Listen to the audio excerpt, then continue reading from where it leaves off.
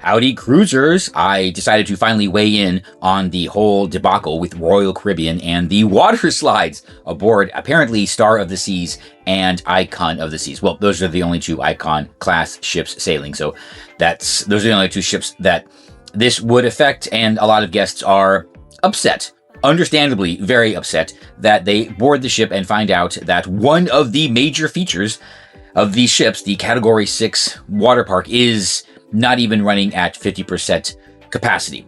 I would be very upset. Y'all know I love the water slides, and they're something I make several efforts to do on every sailing, and absolutely, I totally understand why these guests are upset. But this is a case, unlike the recent controversies Virgin Voyages got embroiled in, where Virgin Voyages didn't do anything wrong. This is a case where, yes, Royal Caribbean is absolutely doing something wrong. So, if you like my style of, well, honestly, honest in-your-face commentary, go ahead, subscribe down below, leave a like, and leave a comment. Don't bother with the bell. I don't do it for anyone, so I'm not going to ask it of you. All right, the water slides on Royal Caribbean, and how, yes, this is Royal Caribbean's fault, and something is wrong, and somebody, well, you know what? Let's just say it. Somebody needs to be fired. Here's the thing, Royal Caribbean. We know you are trying to attract a certain type of guest, a certain type of affluent guest with high expectations, because your cruise ships, you are putting up against the Orlando theme parks, right? You are going against, you're not going up against, but you are competing for the guests that normally visit Walt Disney World and Universal Orlando Resort. Universal Orlando Resort. But somebody in Royal Caribbean missed a very key aspect of this guest demographics. We have expectations, right? Not just as guests of these parks, but to be clear, we plan our vacation around, well, I don't necessarily because I live here and I have passes, but a lot of people do plan their vacation at Walt Disney World or Universal Orlando around ride closures, particularly the big ones, particularly the classic Disney attractions, like Seven Dwarfs Mine Train, Peter Pan, It's a Small World, believe it or not, Pirates of the Caribbean over at Universal. There are people that would definitely 100% plan their vacation around the availability of the Wizarding World.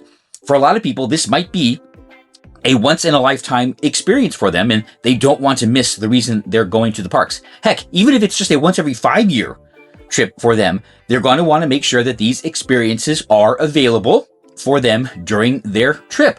And these are the kinds of guests, right, that are willing to spend money on these big experiences, especially on the Icon class cruise ships, that you are courting. And guess what? They all publish their ride and attraction availability schedules, right?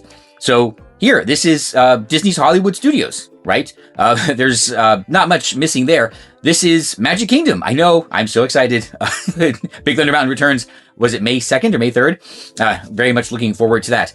And even at Universal, right there on the park calendar page are the attractions that are unavailable. People do look at this, and people have the expectation of knowing what is available and what is not.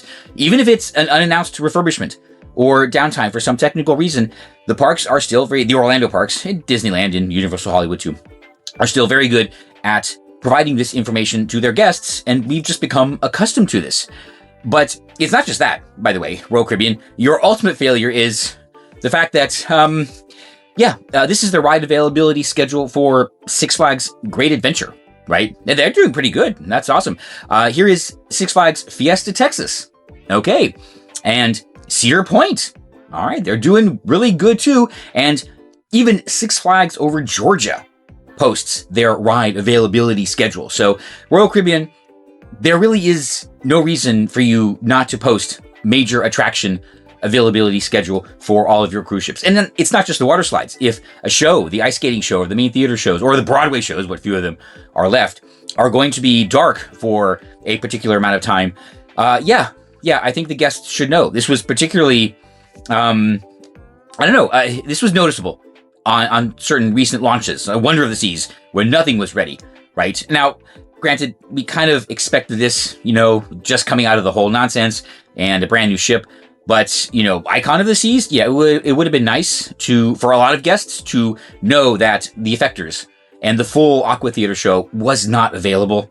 People did talk about that, and I mean, I lucked out. I was on the first sailing where both actually debuted. So yay me, but a lot of the guests that actually booked, to get on the ship ahead of time, I can understand their disappointment. So in this particular case, Royal Caribbean, the type of guest that you are actively courting, the ones that spend a lot of money at Walt Disney World and a lot of money at Universal, they expect this information, and they're probably the ones that are most upset by the lack of, forthcoming on your part. And as for the people that are going to say, well, actually, because of the final payment, blah, blah, blah, well, not so fast.